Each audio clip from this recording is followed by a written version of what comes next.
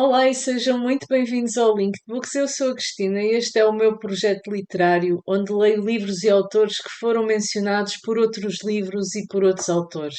Hoje, o tema deste vídeo são os livros que me acompanharam no passado mês de abril.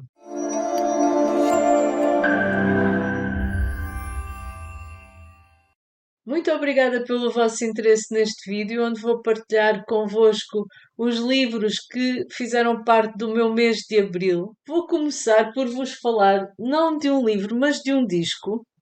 É um disco de poesia de Manuel Alegre, de 1975, em que Manuel Alegre declama várias das suas poesias ao som da guitarra de Carlos Paredes. Ora, como sabem, abril é o mês de comemorar o 25 de abril, de comemorar a liberdade, o fim do Estado Novo, o fim da ditadura.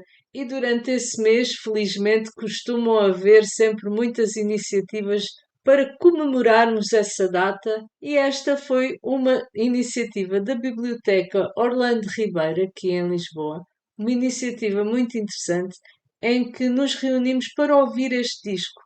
Foi distribuída esta brochura com os poemas que foram declamados por Manuel Alegre, uma compilação muito interessante, um patriotismo, um amor à pátria de esquerda, o que não é muito habitual, costuma-se sempre associar o patriotismo à direita, erradamente. Escutei também aqui uma voz pujante, uma voz muito jovem, cheia de energia, de Manuel Alegre, de 1975, na flor da idade, o que me impressionou de veras, porque para mim não era essa a voz de Manuel Alegre. Foi uma experiência muitíssimo interessante, também pelas pessoas que lá estavam.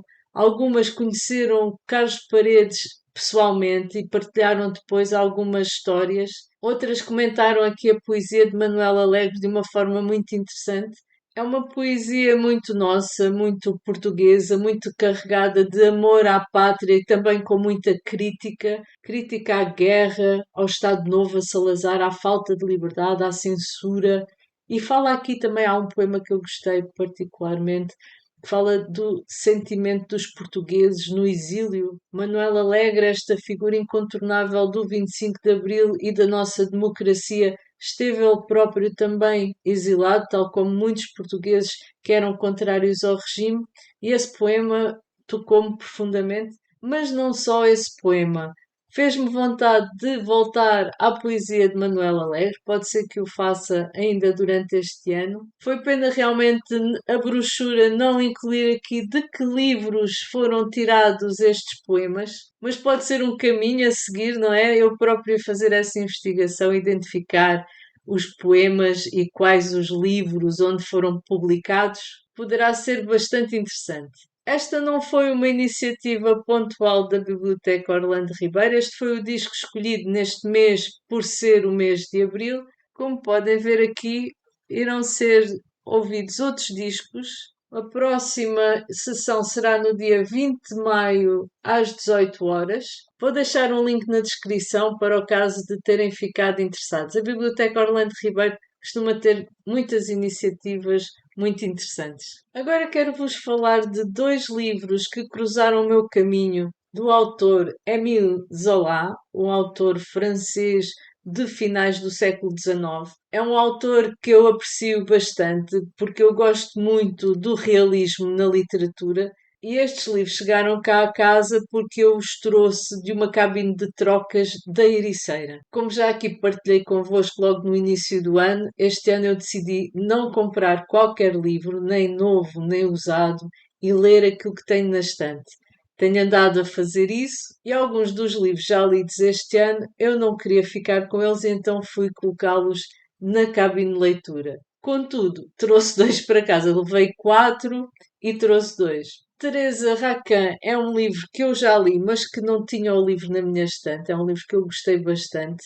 Mostra o ser humano no seu pior. É um livro muito tenso, carregado de emoções, bastante negro. Eu li-o numa edição, a edição eu não gostei muito dela, mas gostei muito do livro, e então desfiz-me dessa edição, que tinha até Teresa Racan e um outro trabalho do autor chamado Noite de Amor, um pequeno conto, também ele bastante negro. Lá está, estamos no âmbito do realismo, mais radical ainda do naturalismo, mas foram realmente duas obras muito fortes e muito memoráveis.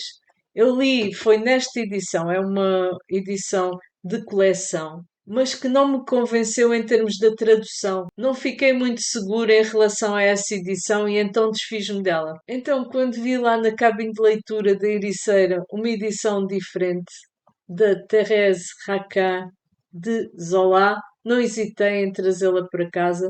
É uma edição de uma editora bem antiga, Arcádia, mas da qual eu gosto bastante. Então vem completar a coleção de livros de Zola que eu já tenho na estante, bem como este outro que eu não conheço, nunca li, não faço ideia de que trata este livro, nunca ouvi falar deste título de Zola. É uma daquelas edições do público, dos livros que vêm com os jornais. Eu normalmente não costumo guardar estas edições, mas como era um título que eu não conhecia, trouxe para ler. Mas ainda antes de chegar a este, ainda irei ler A Taberna, de Zola, que está na lista de livros a serem lidos no âmbito do projeto Linked Books. Isto parece de propósito, mas não foi. É um livro novo que entra cá em casa, foi-me oferecido, porque fui ao teatro ver uma destas peças, a segunda, a terceira que lia Zola, ainda por cima. Foi muito engraçada esta coincidência. E este livro estava a ser vendido no teatro antes da peça, porque tem a peça que ia ser representada e que faz parte da trilogia da juventude, que são três peças: o grande tratado da encenação, a terceira que lia Zola, aquela que eu fui ver, e maioria absoluta. Isto foi também uma iniciativa no âmbito das comemorações do 25 de Abril, no Teatro Cine de Torres Vedras, e gostei bastante. A segunda peça via ser encenada, não é? E as outras duas, entretanto, já as li. Isto basicamente trata dos movimentos contestatários da juventude em três momentos diferentes. Nos anos 50, o grande tratado da encenação; nos anos 70, a terceira que lia Zola; e nos anos 90, a maioria absoluta. Na primeira peça, um grupo de jovens reúne-se no sótão e imaginam um teatro onde se pudesse falar livremente.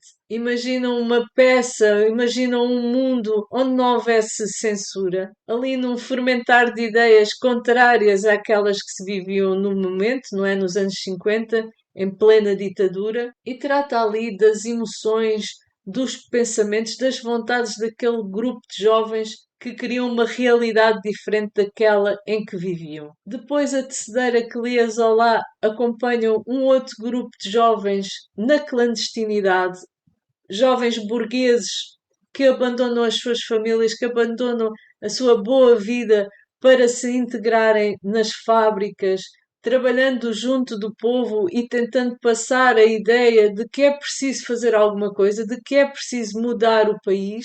E depois, maioria absoluta, acompanha um grupo de jovens nos anos 90 que luta contra o aumento das propinas. Apesar destas peças terem a autoria de Catarina Barros, Gonçalo Amorim e Rui Pina Coelho, elas foram construídas de uma forma diferente, foram construídas no coletivo, em que todos participaram na construção do texto, inclusivamente os atores. Logo no início deste livro, isso está explicado, esse processo de construção do Teatro Experimental do Porto, e que eu achei muito interessante. Comecei a ler este livro, A República de Platão, porque foi mencionado por outros livros, portanto é uma leitura no âmbito do projeto Linked Books. Estamos aqui na Antiguidade Clássica, na Grécia Antiga, no século IV a.C., e este texto diz-se ser a primeira utopia alguma vez escrita.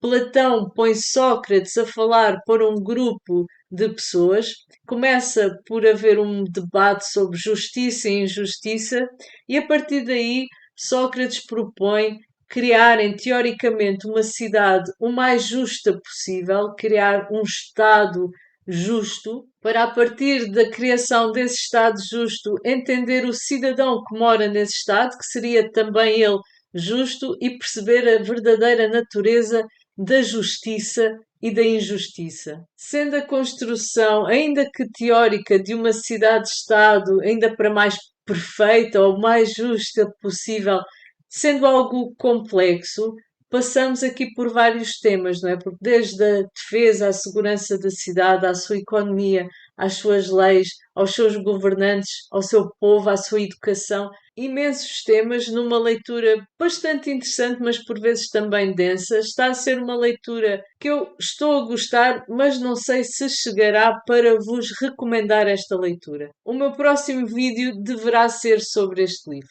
Falar piano e tocar francês. Já aqui vos mostrei este livro quando o comecei a ler. Entretanto, terminei o mês passado e devo-vos dizer que foi uma belíssima leitura e que é um livro que vos aconselho. Martim Sousa Tavares é uma figura pública que me inspira alguma simpatia. Tem uma herança literária tremenda, não é? Ele é neto da Sofia de Melbreiner Anderson, também filho de Miguel Sousa Tavares, um escritor e jornalista muitíssimo conhecido. Eu sou muito fã da sua avó, do seu pai não sou assim tão fã, não pelos livros, porque eu li O Equador e de facto não tenho nada a apontar. É um belíssimo livro, muito bem escrito, pode não ser exatamente o meu género literário, mas não tenho nada a apontar. Será mais pelas suas opiniões, mas isso não interfere naquilo que eu penso dele enquanto escritor. E Martim Sousa Tavares, eu tinha muita curiosidade. Este livro foi-me oferecido pela minha querida amiga Fátima Linhares. Mais uma vez, Fátima, muito obrigada. E então, o que é que Martim Sousa Tavares faz aqui? Escreve um livro muito, muito bem escrito, irrepreensível, muito bem fundamentado, muito bem estruturado, muito bem escrito, que se lê também com muita facilidade. Ele trata aqui do tema da beleza enquanto manifestação e da forma como nos relacionamos com a beleza. Ele trata aqui a beleza fazendo incursões em várias áreas intimamente ligadas ao conceito de beleza, como é a pintura, a música, a literatura, a escultura e muitas outras. Aprendi imenso com este livro, só não foi 5 estrelas porque realmente não me trouxe nenhum pensamento novo, ou seja, não me trouxe uma visão diferente de olhar o mundo e de olhar estes temas, diferente daquela que eu já tinha. Mas muito bom este livro, um sólido 4 estrelas que vos aconselho e que acredito que até possa trazer essa visão diferente do mundo, esse pensamento diferenciado a uma geração de leitores que ainda não tenham sido expostos a esta forma de pensar. Portanto, julgo muito positiva esta primeira obra do autor. O livro do Martim Sousa Tavares não foi o único presente da minha querida amiga Fátima Linhares. Tenho aqui 2 livros que chegaram em abril e que vieram pelo meu aniversário de março. Temos um livro que é um clássico chinês que eu não conhecia. Chama-se No Fio Inconstante dos Dias. Vou ler em conjunto com a Fátima agora este mês de maio. Parece tratar-se de um livro de memórias, penso que do século XVIII, e espero em breve trazer-vos aqui a minha opinião sobre ele. E depois um livro que eu tenho visto muito badalado aí nas redes sociais, da Luísa Sobral, que é conhecida pelo seu trabalho excepcional no mundo da música e que agora se aventura no mundo da literatura, pelo que eu ouvi dizer com bastante sucesso. Estive a ler a sinopse, parece tratar-se de um romance pós-Segunda Guerra Mundial. Assim, de repente, não é o tipo de leitura que me apeteça de imediato ler, mas já ouvi tanto bem deste livro que tenho vontade também de saber do que é que se trata. Não sei quando o vou ler, mas espero também ser em breve. E agora, Clarice Lispector, A Paixão segundo GH. GH sendo o personagem, ou melhor, a personagem principal deste livro. É um livro dos anos 60 do século passado e Clarice Lispector, como já aqui partilhei convosco, é o meu crush literário. Eu adoro esta autora e adoro os seus livros. E estava com muita vontade de ler um 5 estrelas o mês passado e pensei que era uma jogada segura ir buscar um livro dela que seria um 5 estrelas, mas enganei-me, foi um 4 estrelas, não chegou às 5. No entanto, foi um livro que basta pensar neste livro e aperta-me o estômago, porque realmente foi um livro muito poderoso, inesquecível. É um livro que eu não vou conseguir esquecer o resto da minha vida, mas não chegou para as 5 estrelas apenas porque o tema principal foi muito idêntico, ou seja, aquilo que eu tirei deste livro foi muito idêntico ao que eu tirei de um outro livro dela, chamado A Maçã no Escuro. Se calhar, se eu tivesse lido em primeiro lugar A Paixão segundo GH, seria este o 5 estrelas e A Maçã no Escuro seria o 4 estrelas. Então, de que trata A Paixão segundo GH desta notável escritora brasileira Clarice Lispector? Temos GH, a personagem principal desta história, que é uma mulher de classe média alta, uma escultora, e que num dia perfeitamente normal, no seu apartamento, tem um momento transformador, revelador da sua vida, que acontece pelo encontro com uma barata. É verdade, com uma barata. Fez-me bastante lembrar a Metamorfose de Kafka, mas é bastante diferente. Eu não sou uma pessoa muito impressionável com bicharocos e com insetos, e até gosto muito de os fotografar assim muito de pertinho e observar os seus pormenores, mas realmente este livro deu uma volta ao estômago. Houve momentos mesmo que eu tive de baixar o livro, fechá-lo e respirar fundo, levantar-me e depois voltar ao livro. É um livro realmente muito, muito forte.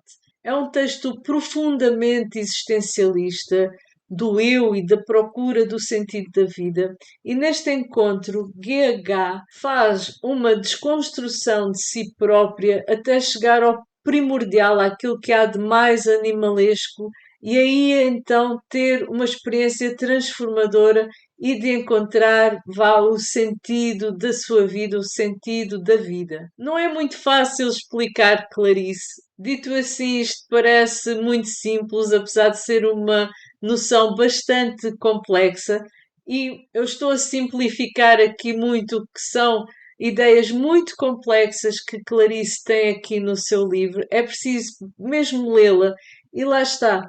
Há quem odeie e há quem adore. Eu acho que tem tudo a ver com a forma como nós nos conseguimos ou não conectar a esta narrativa da autora. E eu confesso que durante esta leitura houve aqui bastantes passagens que eu não entendi nada. Houve uma altura em que a própria autora dizia: Mas não procures entender-me, faz-me apenas companhia. E eu até lhe respondi: É isso que eu estou a fazer, Clarice. Estou só a fazer companhia porque já me perdi completamente no que te estavas a dizer. Mas há aqui realmente partes do texto que nem relendo eu consigo compreender. Penso que faz mesmo parte desta experiência Clarice Lispector. Há algumas passagens que nos dizem mais, outras mais difíceis de entender, em que temos de voltar atrás e reler, e depois outras coisas que ficam meias no ar, que fica a remoer. É um livro que se pousa, termina-se, mas não se termina de ler nesse momento. Este livro fica na cabeça, tal como os outros livros da Clarice. Continuamos a pensar neles durante muito tempo. Ainda estou a pensar neste e sei que não o esquecerei tão cedo, se é que alguma vez o esquecerei.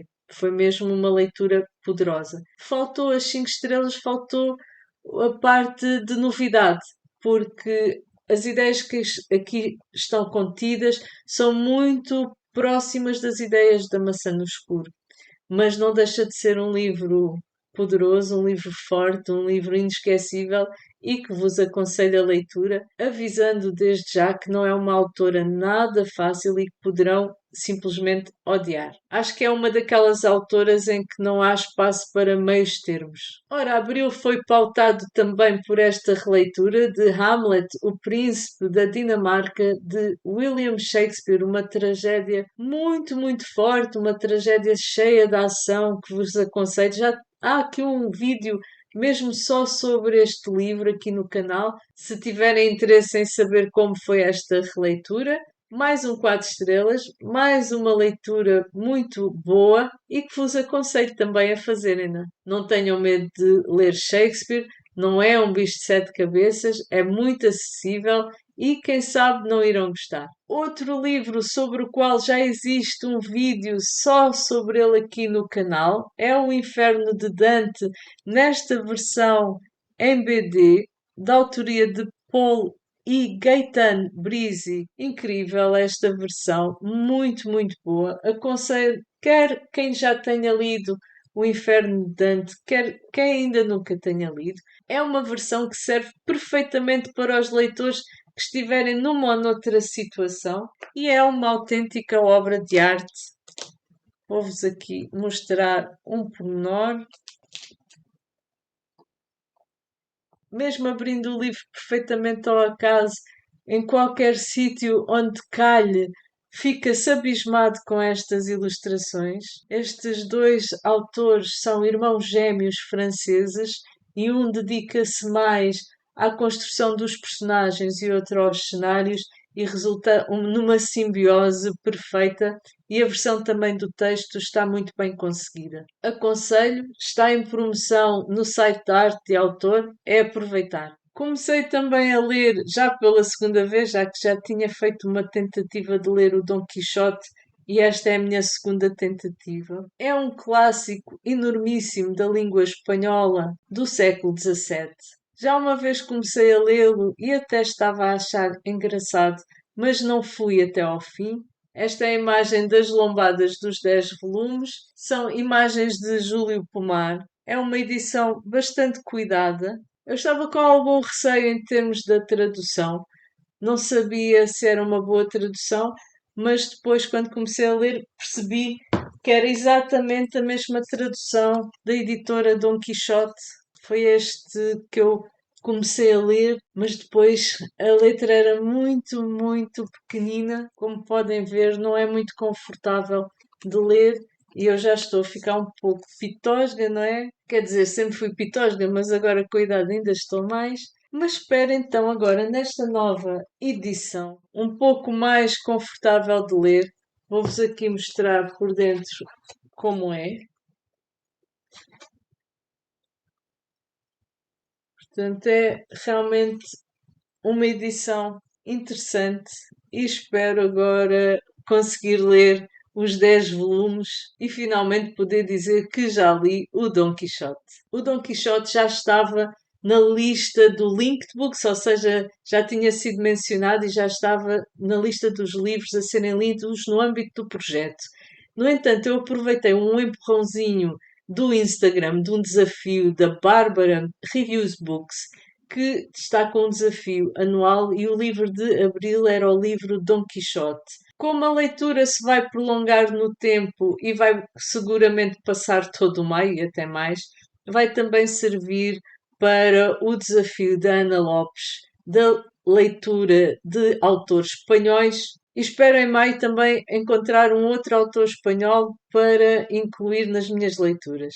E é tudo, como viram, o meu mês de abril foi um mês recheado de experiências boas no que toca a livros e a literatura. Espero que o vosso mês também tenha sido igualmente bom ou ainda melhor. Continuo sem encontrar um livro 5 estrelas, ou seja, um livro realmente excepcional que se destaque de todos os outros, o que não é nada, nada habitual. Já estamos em maio e ainda não aconteceu, mas já não vou procurar ativamente, como fiz, ir ler o livro de Clarice Lispector, achando que seria ali que estaria o 5 estrelas.